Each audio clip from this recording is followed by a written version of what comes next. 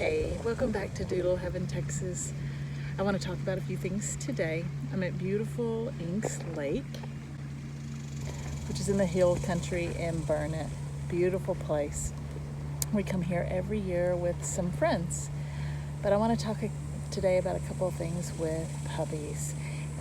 The first 12 weeks are really critical for development, and for us, the first 8 weeks, we're going to shoulder that responsibility for you. We're going to do early neurological stimulation. We reference that on our website.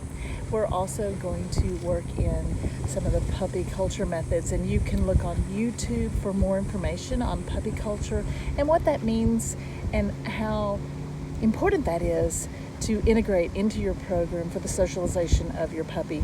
A lot of people just think of socialization as meaning having people over and experiencing the puppies and playing with the puppies. And while that is critical and a very good idea, there's more to it than that. There's some very specific things that we work on that are essential. Two of the things that we want to talk about, again, that development is so important. It's like 0 to 3 in a child, for puppies up to 12 weeks, and then certainly after that is important as well. We're going to work really hard on jumping up and also biting. Biting is essential for puppies. It's essential for dogs. It's something that they do and something that they must do. But appropriate biting and inappropriate biting are two different things. We want to give toys. We want to give treats. We want to give things that challenge them that they can chew on. Usually they have little edges on them so they can really grip them. Some of them have little places inside them to put maybe peanut butter or a treat, so they have to work. They're not only chewing, but they're working to get something as a goal. But that biting on you is not okay. Mouthing is different when they're playing, but biting and chomping down, it cannot be acceptable. A lot of different theories on that. Some believe in yelping and showing them your displeasure that way. We really prefer stopping it and giving them a treat. Stopping it, giving them a treat. Some people use a spray bottle, but you have to be careful because some dogs really love the spray bottle. Yes, they can be separated from you, but only for a few minutes. You want to separate them unless it's just getting really bad. But a lot of kids will encourage it because they think it's fun, and then all of a sudden it hurts and they're crying, but they've encouraged it. So we have to be very careful with that. Jumping up. Well, when it's a puppy, they're little, and of course they're going to jump up, and you're going to think that's so cute, but it's not so cute when they weigh 40 or 50 or more pounds. So it's essential to teach them that's not okay, that they want to sit before you, before being petted or before getting attention, or before, if you teach them to jump up, that has to be on your terms. Everything must be on your terms. You've got to be the alpha, and it's on your terms. So jumping up is never acceptable. Turn your back, push them away. Some people will step just right on their toes, knee them gently, whatever it is. Some people use e-collars. You've got to keep them from doing that and teach them early on it's not okay. Because you may think it's okay for you, and then the neighbor child comes over and they jump up and knock them over, and all of a sudden they're scared. So those are two things you should be working on early. Don't forget to like and subscribe.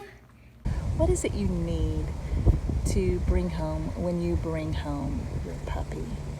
Now, need and want are two different things, but we do want to set ourselves up to have the best experience and the best opportunity for our puppy. They must chew. They have to. So you've got to be prepared for that. We love different bones, nyla bones, which are fake bones, as well as the real ones. Chew toys of any kind. When they're little, you can get away with some of the little small squeaker plastic ones. Later on, you may need some more super chewers. They can't break through. Ropes are great. Just watch. Once they start to get shredded and they can bite some of the rope off, they need to be thrown away, because they can swallow that and it can wrap around in their stomach. So they're wonderful toys to teach tug of war. Tug of war is a challenge to them, and it's a good thing. So we love that. But make sure you throw them away if they get torn up. The balls with the rope on them so that they can grab that, or anything that's frisbee type, that's made for a puppy to teach them to catch and to play chase. But lots and lots of things for them to chew on. A crate. I am a firm believer in crate training. They have to go somewhere at some point, and you don't want them chewing on your walls or your trim. My daughter lives in an apartment right now that apparently before them there was a dog, and let me tell you what, that dog did a number on that house, and they just simply painted over it. You don't want that to happen. They need to be in a crate and work through that crate. You can get the Snuggle Pups. We have those available. We bought those in bulk so that we can give them at a discounted rate. Snuggle Pup is great to put in the crate with them when they first come home, and that way you have something that has the scent of the siblings and the mom, and put that in there. It also has a little, you put batteries in it, it has a little heartbeat, and you can put a heating pad in there as well. This is a little boy. He has an amazing thick coat. He's not gonna be curly, he's gonna be wavy. You can see that wave kind of coming in. So he's gonna have a nice thick wavy coat. Super, super sweet. Hi, baby. Hi. Yeah, you're a sweetheart. And then his twin, and I'm gonna show you to compare them together. This is a female. She is gonna have a liver-colored nose, which I love, which is just brown, fancy word for brown. So it's still coming in, the pigment, but sweet, sweet little liver-colored nose, which means her eyes will be highlighted in that liver color. But I just wanted you to see them together. She's a little wavier, but just to see their little faces together to compare them. Because I think that helps to see noses and features. So this is a little girl. She is curly.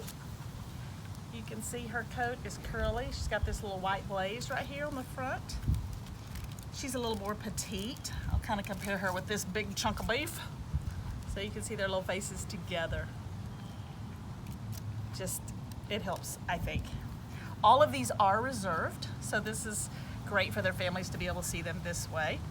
Little Burl boy, this is little Blue Burl.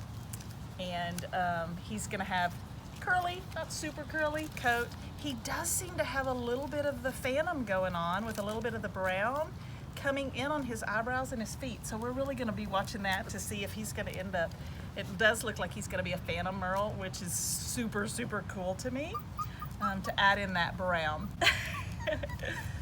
Hi, loves. You wanna be next? Yes, you do.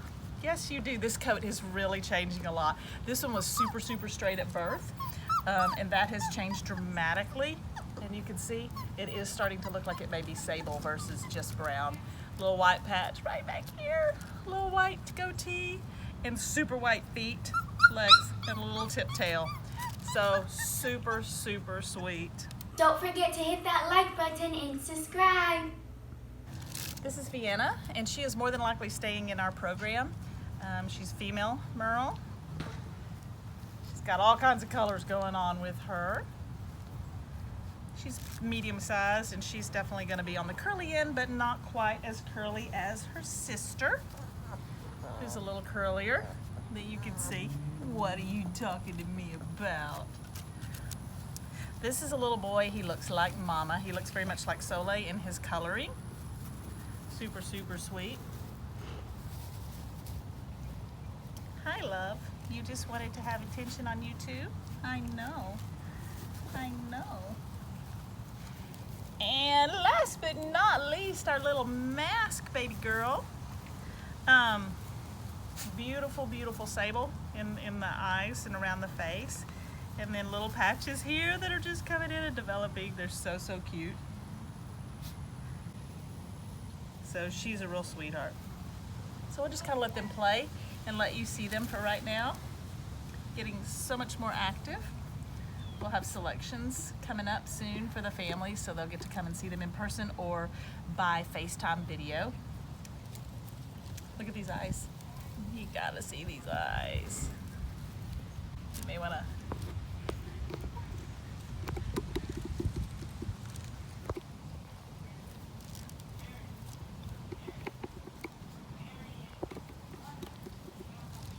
We're now eating puppy mush. We get our nails done once a week, and we're going to start with our activity cube. We're playing with toys and treats as well. More puppies. These puppies are 10 days younger than the others that are almost 5 weeks old. So these are 3.5 weeks. I want to show you all of these little babies. This is a little boy. His little Blaze. So sweet. I'm just going to kind of show them and put them down. These are going to look very similar, obviously, because they're all within the golden to the red range. This is Clifford, the big red dog. He is a chunk. He is. He's a mischievous one. He knows how to climb really well. Another little boy will have a wavy coat, not super tight curly, but more curl will come in, dark red, rich red. Those eyes are just that close to being completely open. Beige little boy, highlight fur, so when you see it, kind of changes colors because it's lighter undercoat. All of you want out. I know. This is a little girl. She's also red. I'm gonna bring her up with a little boy that's red, so you can compare the two of them, their little faces, because their faces will look a little bit differently. So you want to see that boy, girl.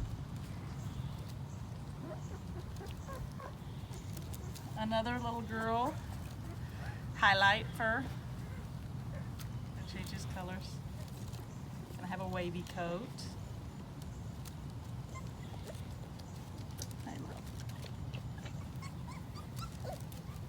Another little boy. Hi.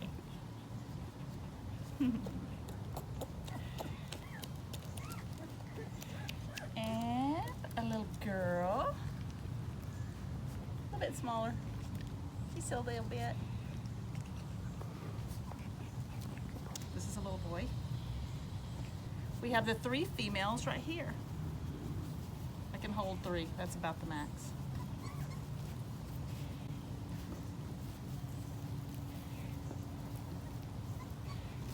And a bonus surprise. Our little 1-week-old Sheepadoodles. Look at that little face. Eyes are not opening yet. 1 week old, 3.5. Big difference. We're getting a lot of curl in. All boys. Larry, Mo, and Curly. All boys. They're still spreading their arms because they swim to get to mom since they can't really walk. But look at the difference in our 3.5-week-olds and our 1-week-olds.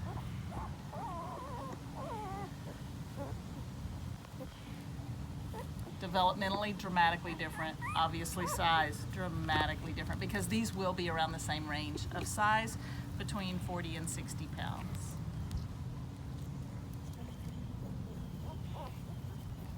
These are F1B Golden Doodles. These are F1B Sheepadoodles.